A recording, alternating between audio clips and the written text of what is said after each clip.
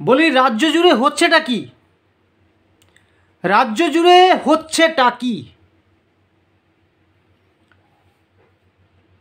গত অক্টোবর মাসে আমারই অত্যন্ত সুপরিচিত এক ভদ্রলোকের 6 লক্ষ টাকা ফ্রড হয় এবং পরবর্তীতে শোনা যায় প্রায় 16 লক্ষ টাকা অবধি লোন অ্যাপ্লাই করেছিল সেই যারা ফ্রড যারা প্রতারণা করছিল। কিছুদিন আগে আমার পাড়ায়, হ্যাঁ, কবি সুব্রত মিত্র যে অঞ্চলে বসবাস করে সেই পাড়াতেই আমার বাড়ি থেকে খানিকটা ভিতরে একজনের বাড়িতে কয়েকজন এসে তাকে অনেক ভালোভাবে অনেক কিছু বুঝিয়েছে। তারই ঘরে বসে তাকে ব্রেন ওয়াশ করে কিভাবে কি করেছে সে নিজে টাকা বার করে তাকে দিয়ে দিয়েছে, অনেক টাকা। এই সপ্তাহের মধ্যে কলকাতা শহরের বিভিন্ন জায়গায় দিনে দুপুরে ডাকাতির মতো ঘটনা শোনা যাচ্ছে।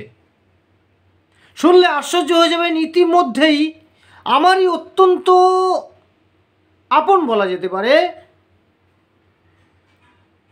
তিনিও কবি, সাহিত্যিক এবং খুব সুন্দর একজন সঞ্চালিকা। আপনারা অনেকেই আপনারা চিনবেন যারা শিক্ষা, সংস্কৃতি, সাহিত্যের সাথে যুক্ত আছেন, তারা চিনবেন মাননীয়া অদিতি চ্যাটার্জি মহাশয়া। হ্যাঁ, অদিতি ম্যাডামের কাছ থেকে গত শনিবার, অর্থাৎ পরশুদিন যে শনিবার গেছে তার আগের শনিবারে 40,000 টাকা, হ্যাঁ ঠিক শুনছেন, 40,000 টাকা তার নিজের বাসভূমিতে, তার নিজের ঘরের ভেতরে বসে একদম চোখের সামনে টেনে হিসড়ে নিয়ে চলে গেল। কোথায়? তার বাড়ি পশ্চিমবঙ্গের রাজধানী কলকাতার একটা গুরুত্বপূর্ণ জায়গা, যেখানে পশ্চিমবঙ্গ সরকারের বেশ গুরুত্বপূর্ণ দু একজন জনপ্রতিনিধি থাকেন অনেক চলচ্চিত্র জগতের অনেক গুরুত্বপূর্ণ ব্যক্তিত্বরা লেক গার্ডেন্স অঞ্চলে। সেই লেক গার্ডেন্স অঞ্চলের বাসিন্দা কবি, সাহিত্যিক, সঞ্চালিকা অদিতি চ্যাটার্জি মহাশয়ার কাছ থেকে এমন এই ঘটনার কথা শুনে আমি আশ্চর্য হয়ে পড়ি। তাই আমার মনে হচ্ছে যে দিনের বেলা যেরকম মানুষ ঘুমিয়ে থাকে সেরকম পুলিশেরাও ঘুমিয়ে থাকে মনে হচ্ছে আর কি। আমার হয়তো জেগে থাকে, ওই রকমই জেগে থাকে তদন্তকারীরা, দুর্নীতি দমন শাখা, সবাই বুঝি মানুষ যখন ঘুমিয়ে থাকে তারাও ঘুমিয়ে থাকে, মানুষ যখন জেগে থাকে তারাও জেগে থাকে। কিন্তু এরকমটি কি হওয়ার কথা?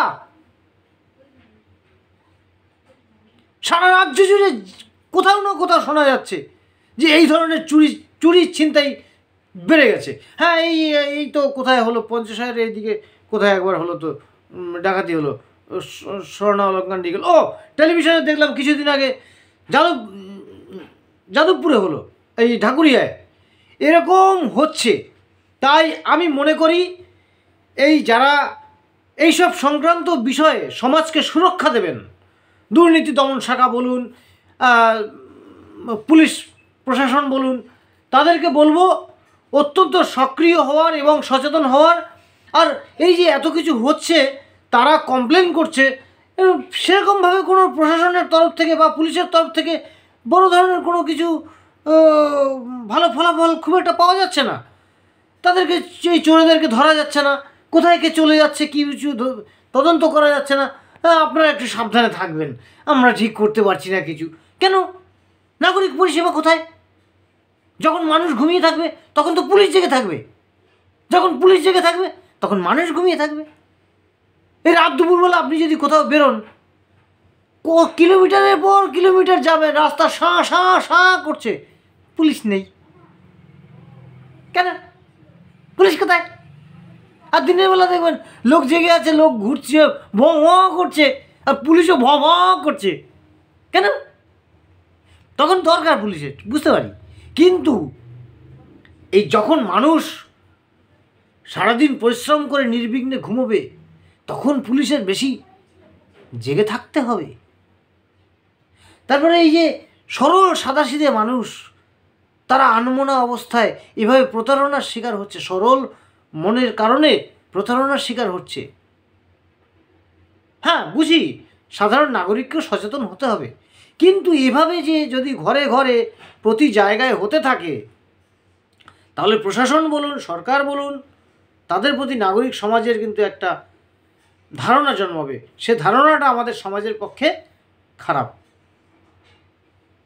আর সকল নাগরিকগণদের উদ্দেশ্যে বলছি, দেখুন আজকাল কিন্তু নিউক্লিয়ার ফ্যামিলি, প্রত্যেক বাড়িতেই একজন, দুজন, তিনজন এরকমই সংসার, বা স্বামী স্ত্রী দুজনে কাজে চলে যায়, অথবা স্বামী কাজে চলে যায়, স্ত্রী একা বাড়িতে থাকেন।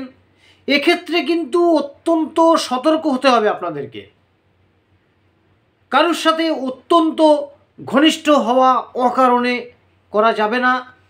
নিজের মনের ভুলে, সরলতার খাতিরে নিজের ধন সম্পত্তি, টাকা পয়সা, সোনা গয়না সম্পর্কে সকলকে হ্যাঁ হ্যাঁ হ্যাঁ হ্যাঁ করে জানাতে আমার এই আছে, তুমি কাউকে বলে না, এরকম করে কিন্তু বলা যাবে না। শস্যের মধ্যে ভূত লুকিয়ে থাকবে, কখন কে কোথায় আপনার সর্বনাশ করে দিয়ে চলে যাবে টের পাবেন না। এরকম হচ্ছে, বিভিন্ন জায়গায় হচ্ছে।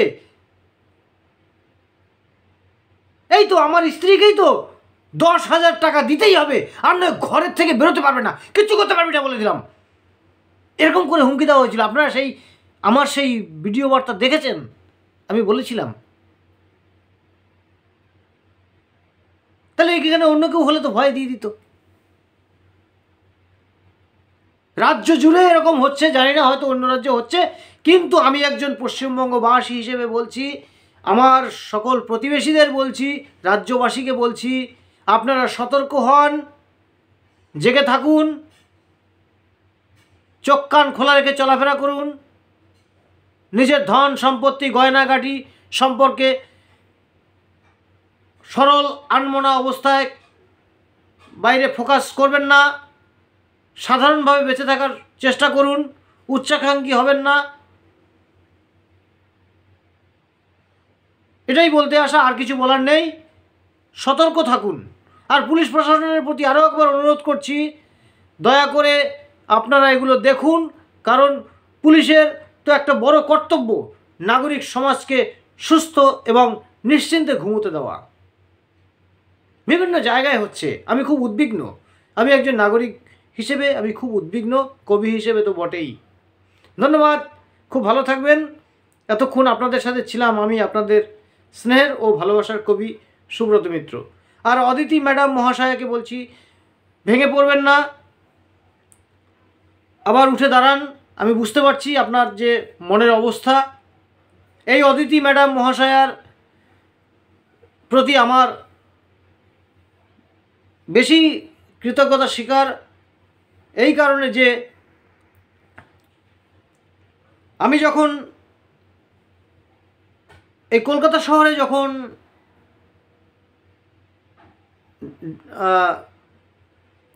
ডিএম মামলা নিয়ে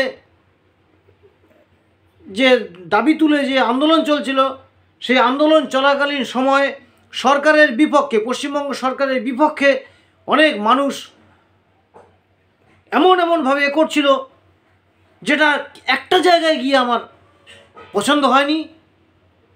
সরকারের পক্ষে দাঁড়িয়ে আমি কলম ধরেছিলাম। তখন সমাজের অনেক ঊর্ধ্বতন কর্তৃপক্ষরা আমাকে জেলে ভরে দেওয়ার মতো চেষ্টা করেছিলেন। সেই সময়ে আমি একটা অনুষ্ঠানে গিয়েছি, তার পরবর্তী কয়েকদিন পরে তখন ওই অদিতি চ্যাটার্জি মহাশয়া আমার সেই অনুষ্ঠানে আমাকে সম্মান দিয়েছিলেন, আমার ভাবনাকে সম্মান দিয়েছিলেন।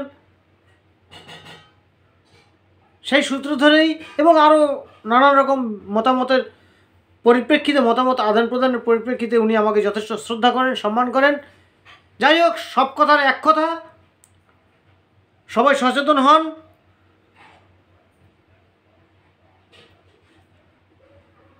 সরল সাদাসিধে আর বোকা হওয়ার মধ্যে তফাৎ আছে।